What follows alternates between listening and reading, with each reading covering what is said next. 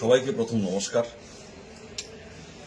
সাংবাদিক সম্মেলনের মূল কারণ হচ্ছে ত্রিপুরা আর্ট সোসাইটির 2024 যে অঙ্কন মেধা পরীক্ষা হয়েছিল, সেই অঙ্কন মেধা পরীক্ষার রাজ্যসহ বহিরাজ্যের একসাথে ফল প্রকাশ হচ্ছে। এতে 12,000 স্টুডেন্ট সেখানে পরীক্ষায় অংশ নেয় এবং 210-এর অধিক স্কুল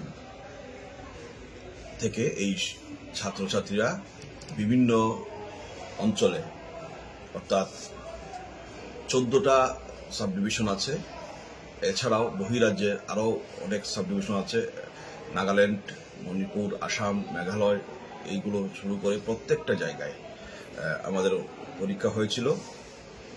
পুরো 3 মাস 4 মাস যাবৎ পরীক্ষা হয়। সেই পরীক্ষার আজকে ফল প্রকাশ হচ্ছে একসাথে প্রত্যেকটা জায়গায়।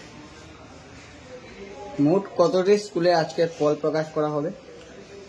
মোট 210টা স্কুলের ফল প্রকাশ করা হবে এবং আনুষ্ঠানিকভাবে আমরা 2-1টা স্কুলের হাতেও সেই ফলগুলো আমরা তুলে দেব, মার্কশিটগুলো তুলে দেব এবং আরও যারা যারা আসতে পারেনি এই ফল প্রকাশে তাদেরকে আমরা জায়গায় জায়গায় পৌঁছে দেব এবং আজকে যারা যারা আসবে তারা আসার পরে আমরা অফিস থেকে সেইগুলো তাদের হাতে হ্যান্ড ওভার করব।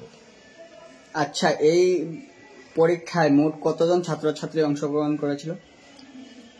12,000-এরও অধিক ছাত্রছাত্রীরা অংশগ্রহণ করে।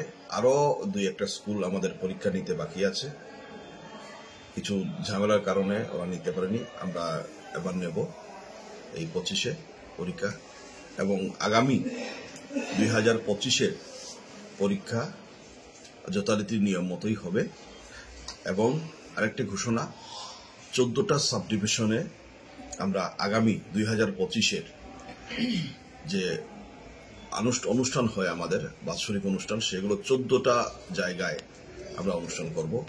প্রথমে আমরা একত্রিতভাবে অনুষ্ঠান করতাম, তারপরে 2টা ভাগ করে অনুষ্ঠান করতাম। এইবার গত বছর আমরা প্রত্যেকটা ডিস্ট্রিক্টে, জেলাতে আমরা অনুষ্ঠানগুলো করেছি। তারপরেও আমরা ছাত্রছাত্রী, অভিভাবক তাদেরকে জায়গা সম্পূর্ণ দিতে পারিনি, আমরা বসার জায়গা। এই জন্য আমরা এবার সিদ্ধান্ত নিয়েছি প্রত্যেকটা মহকুমাতে, সাব ডিভিশনে আমরা ওই বার্ষিক অনুষ্ঠান করব। পরীক্ষা হওয়ার পরে করব, যেখানে ভালো রেজাল্ট করবে তাদেরকে পুরস্কার দেব আমরা। তৎসঙ্গে আমরা ভালো রেজাল্ট যারা করবে তাদেরকে স্কলারশিপও দেব এবং গুণীজনদের সম্বর্ধনা, জ্ঞানীজনদের সম্বর্ধনা, এগুলো তো থাকবেই, আমরা যথারীতি যেভাবে থাকে। আগামী দিনে ছাত্রছাত্রীর উদ্দেশ্যে আপনাদের কি বার্তা থাকবে? ত্রিপুরা আর্ট সোসাইটি আপনাদের এই রাজ্যের প্রত্যেকটা গুণীজন এবং শিক্ষক শিক্ষিকা সবাইকে নিয়ে অগ্রসর হচ্ছে আপনাদের সহযোগিতায়। আমরা এতটুকু জায়গা আসতে পেরেছি। আগামীতে আপনারা যেভাবে সহযোগিতা হাত বাড়িয়ে দেবেন, আমরা আরও সামনের দিকে যাব। আর বিভিন্ন রকমের পরিকল্পনা আছে আমাদের।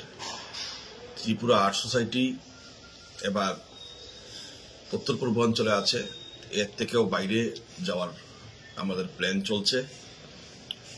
শিক্ষক যারা, শিক্ষিকারা যারা আছেন, প্রত্যেককে ধন্যবাদ। ত্রিপুরা আর্ট সোসাইটির নিয়ম নীতি এবং আদর্শতা মেনে কাজ করছেন।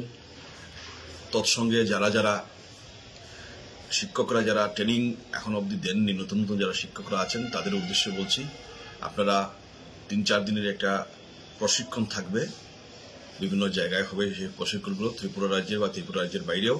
সেই সব প্রশিক্ষণে আপনারা অবশ্যই অংশগ্রহণ নেবেন এবং ত্রিপুরা আর্ট সোসাইটির আসল তথ্য এবং কাজ করার নিয়ম সেইগুলো জানবেন এবং ত্রিপুরা আর্ট সোসাইটি কিভাবে কাজ করে সেইগুলো জানবেন এবং ছাত্রদের সাথে, ছাত্রছাত্রীদের সাথে, অভিভাবকদের সাথে আমরা কিভাবে সম্পর্ক রাখি এবং আমাদের স্কুল কিভাবে বৃদ্ধি করি, বা আমাদের চিত্র যেটা বা সমাজের সাথে মেলমিশ করার যে সম্পর্কটা, সেটা কিভাবে রাখি, প্রত্যেকটা বিষয় নিয়ে আলোচনা হবে এবং প্রত্যেককেই অনুরোধ করছি সেই প্রশিক্ষণে অংশগ্রহণ হওয়ার জন্য।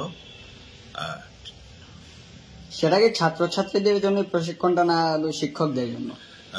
শিক্ষকরা তো আছেন, যারা যারা আমাদের শিক্ষক আছেন প্রত্যেকেই প্রশিক্ষণপ্রাপ্ত। প্রত্যেক বছর আমাদের 300-400 করে শিক্ষকরা যুক্ত হচ্ছেন আমাদের সাথে, যারা যারা আর্ট কলেজ থেকে পাশ করেছেন বা বিভিন্ন অঞ্চল থেকে আর্টের সাথে যুক্ত বা আর্ট স্কুল থেকে পড়াশোনা করে মানে আর্ট শিখে যারা শিক্ষিত হয়েছেন, তাদেরকে ভবিষ্যতে যারা ইচ্ছা প্রকাশ করেন যে আমি আর্ট নিয়েই আমার জীবিকা নির্ভর করব, তাদেরকে আমরা ত্রিপুরা আর্ট সোসাইটির তরফ থেকে আমরা প্রশিক্ষণ দিই। তাদেরকে আমার পরিচয়, আমার কপিলকান্তি দাস, ত্রিপুরা আর্ট সোসাইটির সভাপতির পদে আছি। ধন্যবাদ।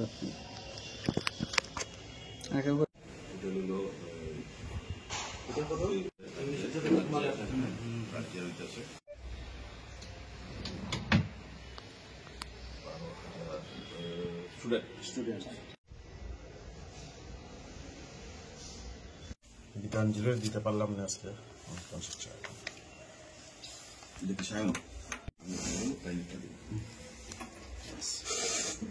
আমরা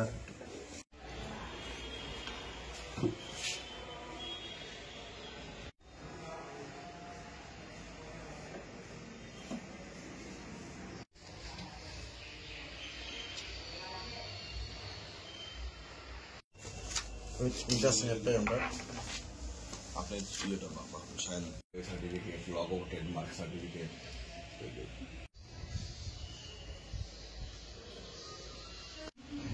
এটা দিও না, জাস্ট অফিসে ভিজিট করি।